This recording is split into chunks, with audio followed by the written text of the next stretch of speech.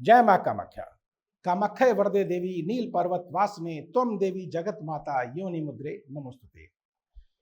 नवरात्र की सर्वप्रथम आपको बहुत बहुत बधाई हो। नूतन वर्ष की आपको संवत 2082 की बहुत बहुत बधाई हो।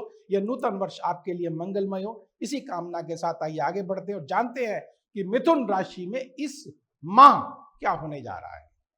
शनिदेव आप जानते हैं कि मीन राशि में प्रवेश किया है और दशम भाव पर विराजित है।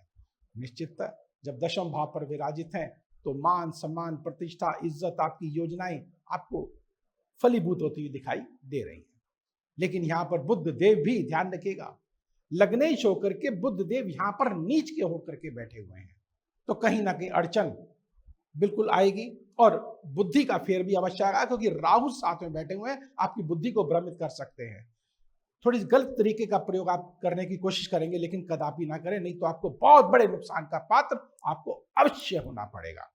मंगल देव क्योंकि आपके द्वितीय भाव पर बैठे हैं, वो भी नीच के होकर के आपकी वाणी को तेजी देंगे, उग्रता देंगे। जल्दबाजी में आप जो है थोड़े से निर्णय गलत ले सकते हैं, या अपने बंधुओं बांधुओं से परिवार में निश्चित मन मुटाव भी पैदा हो सकता है। रिश्तों में खटास हो सकती है। और इसके साथ साथ अगर आप प्रेम संबंधों में है तो वहां भी टकराव आपको अवश्य देखने को मिलेगा। आपका मन जो है वह विचलित रहेगा, लेकिन मैं आपको डराने की कोशिश नहीं कर रहा।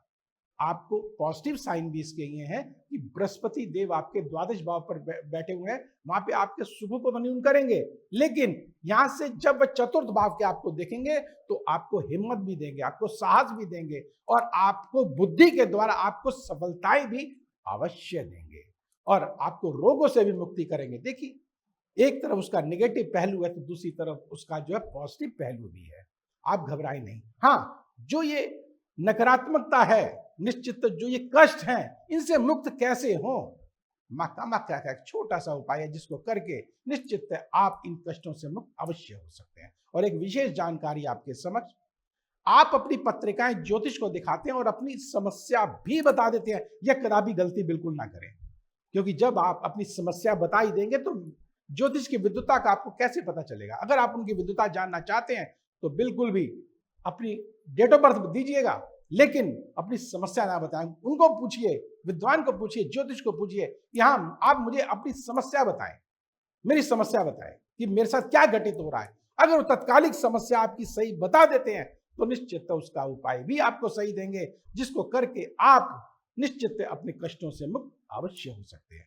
तो आइए महामाया की कृपा से आगे बढ़ते हैं और जानते हैं कि आपकी इस जो मिथुन राशि है, इस माह जो कष्ट है उससे निवृत्ति कैसे हो। बहुत छोटा सा उपाय है। 3 मुखी रुद्राक्ष लीजिएगा, उसको घी में डाल दीजिएगा और 7 दिन तक डाल के रखिएगा। ध्यान रखिएगा, सोमवार से लेकर के सोमवार तक, और अगले सोमवार को उसको निकाल करके पहन लीजिएगा। फिर देखे चमत्कार। और अगर अपने महामाया का अगर मंत्र का जाप साथ में कर लिया, फिर तो जो आपकी मन की मनोकामना है वह निश्चित पूर्ण होगी। और वह मंत्र क्या है? ओम क्लीम कामाख्याय नमः। कामाख्या देवी की एक बहुत बड़ी चमत्कारिक आपको रहस्य बताता हूं। मां कामाख्या कामना पूर्ति करने की देवी है। आपकी कामना कैसी भी हो, वह उचित भी हो सकती है, अनुचित भी हो सकती है, लेकिन मां का काम है कि आपकी मनोकामना पूर्ण करना। यह आपके ऊपर निर्भर करता है कि आपकी कामना कैसी है। इस मंत्र के साथ आप अपनी कामनाओं को रखें, निश्चित है आपकी कामनाएं अवश्य पूर्ण होंगी। तो जाने से पूर्व एक छोटा सा निवेदन कि लाइक करें, सब्सक्राइब करें और बेल बटन को अवश्य दबाएं, जिससे अगला वीडियो आपके पास सबसे पहले पहुंचे और आप लाभान्वित हो सकें। तो मुझे दीजिए आज्ञा। जय मां कामाख्या।